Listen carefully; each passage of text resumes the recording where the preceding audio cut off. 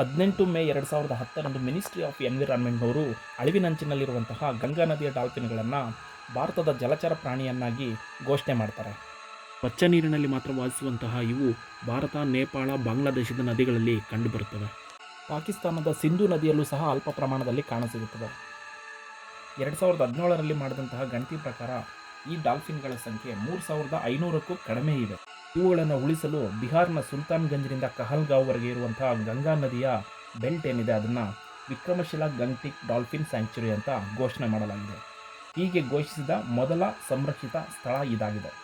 ಈ ಡಾಲ್ಫಿನ್ನ ಉಲ್ಲೇಖ ವಾಲ್ಮೀಕಿ ರಾಮಾಯಣದಲ್ಲೂ ಸಹ ಇದೆ. ವಾಲ್ಮೀಕಿ ರಾಮಾಯಣದಲ್ಲಿ ಇದನ್ನು ಶಿಶುಮಾರ್ ಅನ್ನೋ ಒಂದು ಹೆಸರಿನಿಂದ ಕರೆಯಲಾಗಿದೆ. ಬಾಂಗ್ಲಾದೇಶ ಸಹ ಇವುಗಳ ರಕ್ಷಣೆಗೆ ಸುಂದರ್ಬನ್ನಲ್ಲಿ 6 ಸಂರಕ್ಷಿತ ಪ್ರದೇಶಗಳನ್ನು ಮಾಡಿದೆ. ಇದನ್ನು ಗುವಾಹಟಿ ನಗರದ ಅಫಿಷಿಯಲ್ ಅನಿಮಲ್ ಅಂತ ಸಹ ಗುರುತಿಸಲಾಗಿದೆ. ಇವುಗಳು ಅಳಿವಿನಂಚಿನಲ್ಲಿರುವುದನ್ನು ಮನಗೊಂಡಂತಹ ಉತ್ತರ ಪ್ರದೇಶದ CM ಯೋಗಿ ಆದಿತ್ಯನಾಥ್ ಜಿಯವರು ಗಂಗಾ ನದಿಯ ಡಾಲ್ಫಿನ್ಗಳನ್ನು ಉತ್ತರ ಪ್ರದೇಶದ ರಾಜ್ಯ ಜಲಚರ ಪ್ರಾಣಿಯನ್ನಾಗಿ ಘೋಷಣೆ ಮಾಡಿದ್ದಾರೆ. ಅಷ್ಟೇ ಅಲ್ಲದೆ ಇವುಗಳನ್ನು ಬೇಟೆಯಾಡೋದನ್ನು ಸಹ ನಿಷೇಧಿಸಿದ್ದಾರೆ. ಈ ವಿಡಿಯೋ ನಿಮಗೆ ಇಷ್ಟ ಆಗಿದ್ದರೆ ಮತ್ತಷ್ಟು ಇಂಟ್ರೆಸ್ಟಿಂಗ್ ಫ್ಯಾಕ್ಟ್ಸ್ಗಾಗಿ ನಮ್ಮ ವಿಡಿಯೋವನ್ನು ಲೈಕ್, ಶೇರ್ ಆ್ಯಂಡ್ ಸಬ್ಸ್ಕ್ರೈಬ್ ಮಾಡಿ. ಧನ್ಯವಾದಗಳು.